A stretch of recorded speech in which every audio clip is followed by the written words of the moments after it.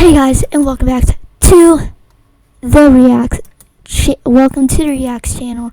Today, I'm going to be reacting to how bugha won the Fortnite. Good God, let's Fortnite. How bugha won the Fortnite World Cup, presented by Cypher VK. And if an ad plays, I might skip the ad. No, come on. 4 years ago, a Fortnite player no one had heard of won $3 million at the first Fortnite World Cup. Today, it's time to take a look back and break. He made more money playing a video game than most people make in their entire lifetime. If people say video games don't give you money, what? I don't know. Break down the incredible story of how bugha actually won the Fortnite World Cup. So this is Kyle Gearstone, bugha, a 16-year-old kid dropping into the first of 6 games of the Fortnite World Cup. His drop spot was lucky landing, and before he knew it, he had already landed and started gathering up some early loot. But his first of many big problems showed up. Someone is contesting him. Another player is also at lucky landing, trying to get the loot, and he's actually seated nearby. Because every player is in the Arthur Ashe Stadium in New York City. The 100 best players from every region around the world competed to qualify, and it was a grueling qualification. Put down in the comments if you think Fortnite should do another World Cup, because that'd be crazy. I think Peterbot would win, but like, can you imagine Peterbot clips all the best players, bro, competing for 3 million again? I don't know. Time to get back to the video. I promise I'll try not to pause it. Qualification process. If you got the spot, you were guaranteed 50,000. Yeah, bro, clicks qualify like 12. But now back to bugha. He's looting up, and little does he know, this one chest he's about to open is literally going to change his entire Fortnite career. And by the way, guys, let's listen to bugha talk about this chest, because for this video, we actually found his entire World Cup analysis, and we're going to be able to hear his thought process throughout the entire thing. I think I got it out of the chest. Yeah. God, that blessed me. The purple heavy sniper. And you're going to see exactly why that heavy sniper blessed him in this first game. And we're going to break down all these small little details that you might have missed or you don't know about, because these 6 games are truly an incredible story. But it's not going to be incredible if bugha dies off spawn. And then look, dude, this kid zones across map. This kid runs over because he wants to alpha up Lucky, and I'm like, da-dee-da-dee-da. Like, I'm chilling. I'm like, whoa, there's a kid on me. He's getting pushed early, and he only has a drum. How am I going to fight this kid? Oh, he's throwing stinks on him, too, and he's got a gold combat shotgun. This kid got some really good loot. Yep, and he throws more stinks. I'm like, alright, bro, this kid is like... In my head, I was like, I'm about to get griefed the entire tourney. I'm not winning. But after getting harassed for essentially no reason, bugha and Snazy back off. But bugha does have one shot to hit, potentially the snipe of his life. Got the heavy sniper in hand. He's looking for Snazy through the window. And he misses. bugha misses just behind as Snazy sneaks away. bugha has very little mass and has wasted a lot of time with that early engagement with Snazy. You know which, And because he missed, he now has to rotate you know which quicker Not a lot of loot. He's trying to farm bugha, the outskirts, but you know how much more dominant Alright, so this run would be if he would have hit that snipe? Let me get something from this chest. what's he gonna get from this chest? That's What do actually I not drop? bad. I can't drop anything. He's gonna have to pop it though, and then Oh my start god, moving. guys, I was debating on dropping the heavy sniper for the slurp. Oh, that would have been a big mistake. You guys imagine? And then I was like, nah, this is my win condition. I thought of the heavy sniper, I'm like, nah, this is a win condition. I can't do anything without this. And now he has to rotate north because the zone pulled really far away from I would have dropped the minis, me personally. players alive. Okay, so he's slowly rotating in, looking around so that no one can catch him off guard, and eventually he makes the decision that he needs to play a little more aggressive. And then I'm like, alright, I gotta get to center zone. Me sitting here is gonna do nothing. I'm like, zone's just gonna pull more center and I'm just gonna die. So I'm like, alright, this kind of looks like a free rotate. And then I see all the 4 bases around me. I'm like, oh my god. Right here, I'm like, I'm dead. I was like, there is nothing I can do here. And keep in mind, right now he only has 500 materials, and some of the players around him have thousands. He's also down to 153 health, and he only has minis. But keep in mind, he does have the heavy sniper, and that might make all the difference. I was like, right here, I was like, alright, I just need to jump in someone's box. So he's chilling in his box, looking for an opportunity when he sees a player gliding in from the slipstream and making a box. That's when bugha hit maybe one of the biggest snipes in Fortnite competitive history. This was like the most crucial part of the game. This kid goes up to the wall. I hit him with it. Ooh. Oh my god, I saw a launch pad there. I'm like, listen. He's in shambles right now, and he knows he needs that loot if he wants to turn this game around. And now he's contemplating, should I go contest the launch pad, potentially get shot at? So I'm sitting here, I realize he still hasn't got the pad. He decided to make this run right here. He's on his way. No one has shot him yet. He hears some shots. Luckily, they do not connect. He full boxes, and now he's down to only 240 brick. He dropped down. Right here, I was really scared. I was like, dude, what? I was just chilling. I'm like, oh my god, I don't know what to do. I was kind of just waiting for zone. Zone plays far. I'm like, oh my god. Zone pulls far away. Still got the pad? He's still looking for that launch pad underneath the builds. Then I'm just like, alright, I gotta go. And I think I did here. He ends up not even grabbing the launch pad, but just wasting more materials to get here. 250 mats, like what? You can't do anything here, dude. So I just start running in the open. And that's when bugha does it again. Boy makes a power play right here. What just Drop down happened? I'm like, ooh. Bam! Hits the snipe, and now another player is contesting for the loot, but this time he knows he absolutely needs to get something out of this. Luckily, he didn't get all the mats, right? If you guys haven't seen this, I make a power play. I'm like, alright, bro, don't shoot me. Like, you know we both gotta get in. Like, come on. He's been robbed twice, but at least now he's in somewhat of a better position, but he still has to pull off some miraculous plays to actually win this game. I mean, look, he has a gray drum shotgun, a gray AK, and only a heavy sniper with some minis and not a lot of materials. They ramped this kid because he has a minigun. And currently, I am 23 builds. But finally, bugha catches his first bit of actual... He needs to refresh. I hear this kid die, right? I'm like, oh my god. Gift from God right here, dude. Holy. After hitting both those snipes, this is so deserved. Max metal, a purple combat shotgun, a green AR. This is exactly what he needed. Oh, now I'm feeling confident, boys. 500 metal, I have impulses. I can get to the zone with 1 impulse. I'm thinking, I'm like, let's go. So hyped right now. I'm like, dude, I'm bringing it back. I'm bringing this back. He's making his way into zone, and guys, just a reminder about how stacked this tournament was. You had players like Benji Fishy, Mr. Savage, Clinks, Manmid, Bucky, Epic Whale. Everyone was flown out from all around the world, and this might be the most stacked and competitive lobby in Fortnite history. Didn't get zoned. And now I'm thinking, like, where am I going to get my mats from? What's the play I'm going to make here? I need to do something, you know? Something crazy. Now he's waiting for zone, and unfortunately he doesn't get the circle, and here's where he makes his power play that he was talking about. Yeah, I mean, I guess it worked. Check this out, chat. You're about to see a power play. I start getting up the mountain.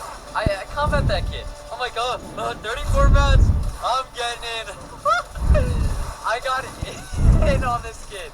He completely dodges that trap too. Jumped in on this kid's He box. decided to jump into that guy's box because he was down to his That last was the power third play, chat. materials. Watch and it everything paid I get off. from this player. This guy was chilling. I'm like, pop the minis. Give me my shadows. Mats. Oh, those shadows are everything. going to be very I have important 6 as well. shockwaves.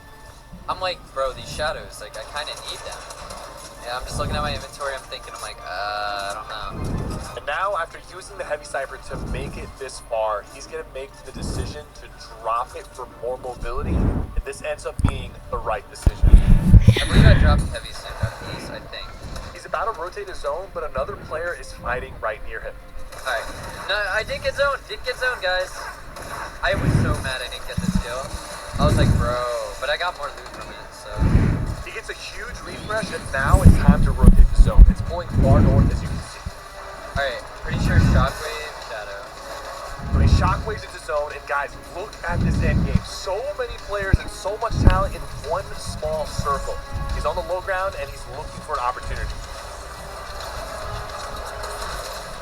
An opportunity does present itself. He's playing patient. When he spots a player getting beamed, and he takes the opportunity to pick up another elimination. And with the Shockwave, He's not going to bother looting.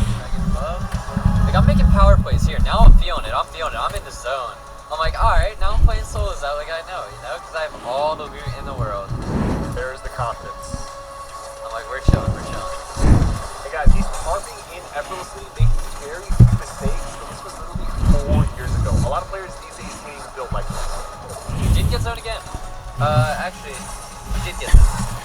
Headed on this kid, I was so scared. Hit him twice, I was like, alright, I gotta chill.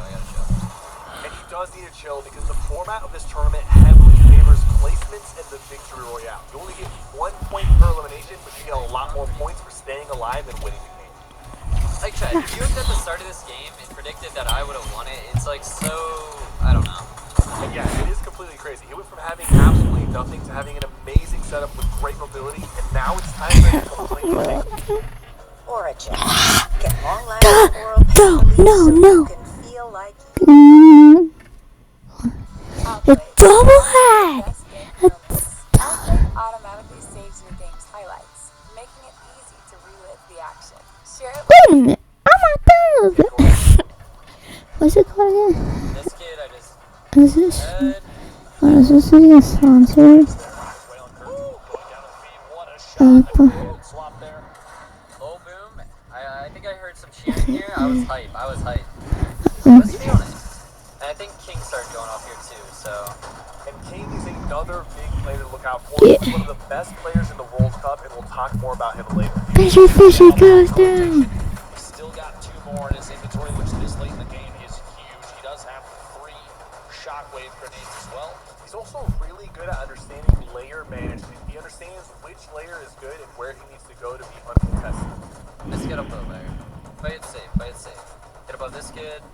Now it's a top 7 situation, and he uses the Shadow Bomb. This is where the game completely gets crazy for him. Okay, I have Shadow here. I go all the way low here. Look, my movement's terrible with shadows here. I'm not sure if I'm nervous or I'm just playing weird. I drop low. Crack that kid once. Clicks. Later. Click goes down right Shots there. big hit by Gosh outside. Bugha picking up his 6th elimination. Bye, He's Click. got 5 players remaining. He's on the ultimate low ground. He hears people right above him, and he's playing very smart. He only has 180 points. We're about to come across one of, if not the most iconic moment in competitive Fortnite history. Yeah, and you'll know what it is when it comes. Wood left. So he uses his last Shadow Bomb right here, but he still has 3 shockwaves, which are going to be extremely useful for the final fight. He catches this player coming out of the box, catches him off guard. There's a refresh right there. Not a lot of materials. And then this other player jumps into his box, and honestly, he got really scrappy, but Bugha hit those 40 shots. So it's a 1v1 situation right now. Bugha's down to his last 180 mats. He has shockwaves. Pressure is coming from the high ground. He knows what he has to do if he wants to come out on top. He doesn't want this to come down to a heel off. He shockwaves up, shoots, hits a couple of shots. He's in the storm right now. He's going to drop down the box again, and the shots. You couldn't really hear what Kurt said, but if you don't know what happens, I'll basically put in words for you. Let me rewind it to, wait, hold on. Refresh right there. Not a lot of materials. And then this other player jumps into his box, and honestly, this got really scrappy, but Bugha hit the important shots. So it's a 1v1 situation right now. Bugha's down to his last 180 mats. He has shockwaves. Pressure is coming from the high ground. He knows what he has. But if I can remember correctly, Bugha's smiling. He's got the health advantage on Creo. It might be time for... Okay, I said it too late. Bugha's smiling. He has a health advantage on Creo. It might be time for a shockwave play. Shockwaves! Shots coming in! If there's a, I don't even. Shots coming in for game on 50 Royale!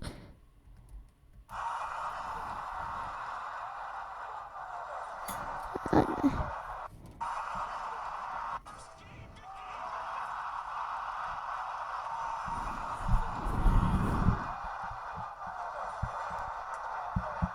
with that, bugha wins game 1 of the Fortnite World Cup, putting him at 90 points, with everyone else being at the 0 to 10 point range. But that was only one game. There are still 5 games left, and a 9-point lead is barely anything. He needs to continue to play well, or other players will catch up.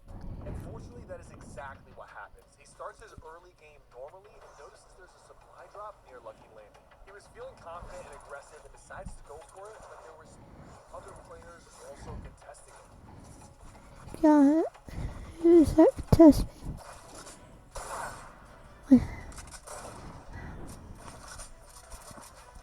But unfortunately, after an extended fight, bugha gets caught with his pickaxe out, and someone edits and one pumps him. Ooh. Eliminated to start off this game in 90th place. Now, all the momentum he had was gone. That actually, I sunk. My chest sunk. 0 points in the second game, leaving an opening for another player to take over. And that's exactly what Brazilian player King ended up doing. He might have the high ground. Oh my gosh. In the hand out of Baller's class. Looks like he might be from Campfire in the middle of it. Mr. Savage. King at 7-Eleven. King was one of the 7 players who qualified from Brazil, and he was absolutely dominating with a very aggressive playstyle. He knew everybody was nervous, and he just didn't care. He ended up taking every single fight, and unfortunately he only placed 18th place, but that's still a decent amount of placement points, and now he's only 1 point behind bugha. This tournament was far from over, and any competitor would lose a lot of motivation after losing all the momentum like that. Going into game 3, the mental challenge that bugha had to go through must have been tough. But bugha ended up showing why he's in a complete elite class amongst all these competitors, because he didn't let it affect him. He's going through his normal loop path when he got some amazing news. His biggest competitor, King, took an early game fight and died off spawn. Now, in game 3, it's his chance to take back the throne. He ended up getting great loot, moving through the zones very well, and finding an elite spot in the 50-50 zone where he's going to pick up a few eliminations on people rotating. Every single point matters. He ends up getting a lot of placement points just for being alive in this top 25, and he ends up dropping down on a player underneath his box. Bugha does get another one. That's Kinzo. Unfortunately, after that fight, he was in a tough spot because another player ended up dropping in on him and taking him out. We're about to get into the top 10 here, Monster.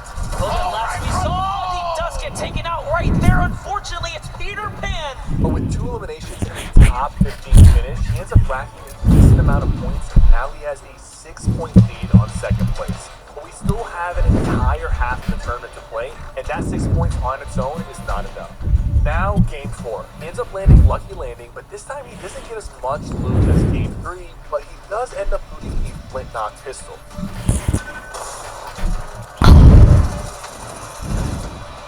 He's slowly slithering his way into zone on the low ground, looking for an opportunity to use this. He's waiting on the low ground. He has This is game 3. and he can't even get a full box. So he's hiding in this little crevice when this happens. Be right back. My Chromebook is about to die. It's a flick shot, taking him out and getting the map that he needs to stay in the game. The storm is moving, and he's down to just 10 HP and barely makes it back in the storm when another player is right next to him, and now he's being focused by the players. He can't stop moving. Double ramp rush, we haven't seen that since chapter 1. Look how fast he's building with all these players alive. There's definitely going to be some lag involved. And if he stays in the storm for just 1 second, he's going to go down. But him staying alive to secure the top 25 placement points is going to be extremely important. Now he's up to 30 points. He ends up getting this huge elimination right here and a refresh going into the top 10. These are massive placement points. He's rotating right now when he ends up dropping into this guy's box, getting this clutch shot. Top 6, more materials. He's rotating. He's on the low ground. Kills another player. And now elimination against Mongrel and Som. Mongrel ends up taking him out, but ends up dying to Som in the end. But in my opinion, Game 4 is one of the most clutch matches he played because he literally went from having absolutely nothing, nearly dying to Storm, to making it all the way to the top 3. But his lead isn't too far ahead of Som. Som is a veteran gamer who knows how to clutch and get points and play the meta to a perfection. He's the oldest competitor in the World Cup, but his game IQ is insane. He knows how to clutch and make plays, and he is right behind bugha's tail. Now he's going into Game 5, so he lands Lucky Landing again. Gets decent mobility, some good mats, but his guns are looking a little weak. Great tack and crazy. This time though, Som and King are still alive going into the end game, so bugha needs to stay alive and get some more points. Unfortunately though, he gets cut off here while trying to rotate into the circle.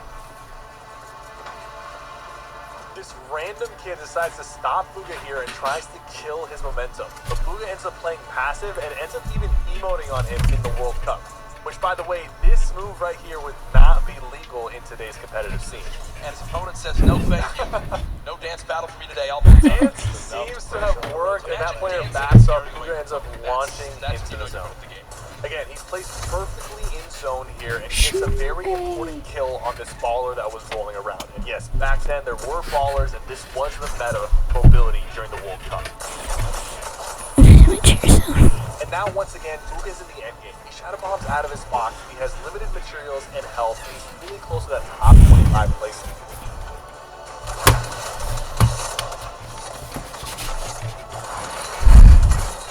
He gets top 25, shadow bombs out of his box, starts hopping around, ends up using the last bit of his materials to box up, and now he's just going to use his box fighting skills to do this.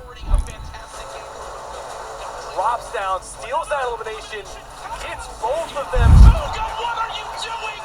2 elims come in. He's back in. Here's the energy from the crowd. He has a lot of materials now, a lot of heals. Guys, look at these mechanics.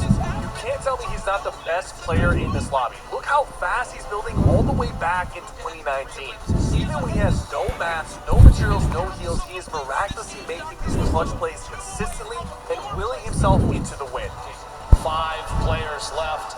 He is sitting in one of the best spots I think he could have possibly imagined.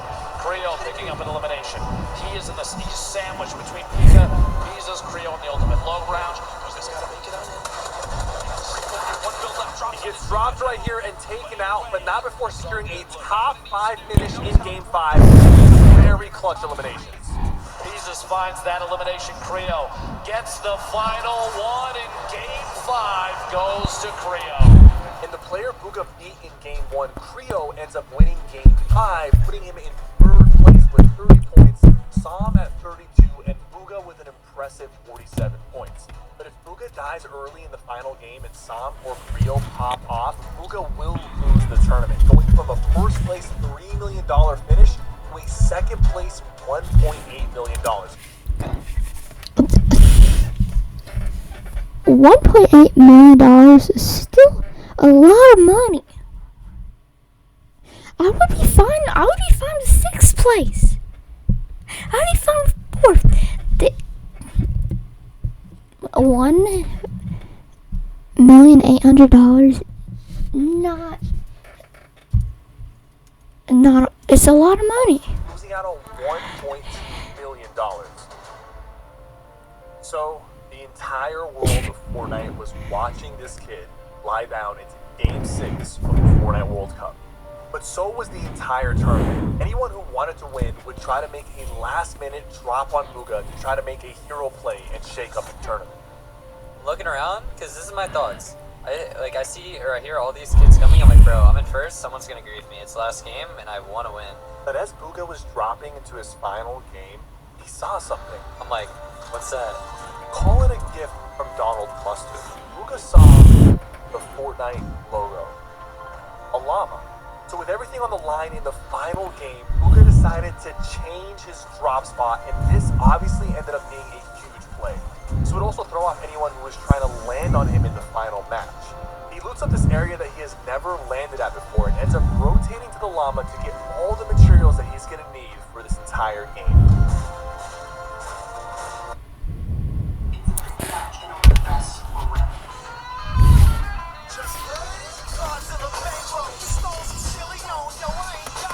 No. Bugha spots two players fighting in the distance, and even though he could throw some snipe shots or third party, he ends up deciding to run away and move to center zone. The worst thing he can do right now is die early and let someone steal his frame. He's very careful, rotating all the way into the zone, and eventually uses the slipstream. He ends up going all the way to the center, and because he's in the middle, he ends up getting zoned a bunch of times. So this is where this narrative started, where people were saying bugha was getting very lucky with the zone placement, but that's not the case. In game 1, he did not hit the zone, and we've seen him clutch and win games with the zone pulling far from lucky landing. He's just doing a really good job staying center zone, and that's something a lot of the players in this tournament were not doing. Consistency so key, and bugha has embodied that today. Only one bad game. The rest have been absolutely electric. While bugha is sitting pretty, Sam is not letting up. He's getting eliminations, and he knows he's right on bugha's tail. Replay did get his first limb of this game, and you see the fist bump right there. That was quick, so he gets cut down. He's made it to the half zone, and there's still 50 players alive, and Sam is hunting for more kills. He's still 15 behind, Ben. Bugha's still in this game. What he needs right now, bugha to go down, and he needs 5 more limbs in a victory round. There it is. That was the deciding moment. A player, Safe, jumped into Sam's box and took him out, and now everybody knows that no one is going to be able to catch bugha. Again, bugha with no builds and nothing to his name decides to do another insane clutch. He sees this player next to him, he ends up taking the wall, editing open, one-pumping him, there's the refresh that he needed, and now he's going to be rotating in. At this point, he is extremely confident, he knows Sam dies, and he's going to put on a clinic against all these players. He has this guy weak, he's out of mats again, he knows he has to rotate out, he catches him on the rotation, more materials, going for the high ground, baller in his box, puts down the trap, that baller gets out. Complete chaos, the final game of the World Cup, still 20 players running around. He's in a top 10 situation, but he's only down to 9 builds. You can see him smiling right now, the camera crew behind him, the moment that he's been working for, but he still wants to finish strong.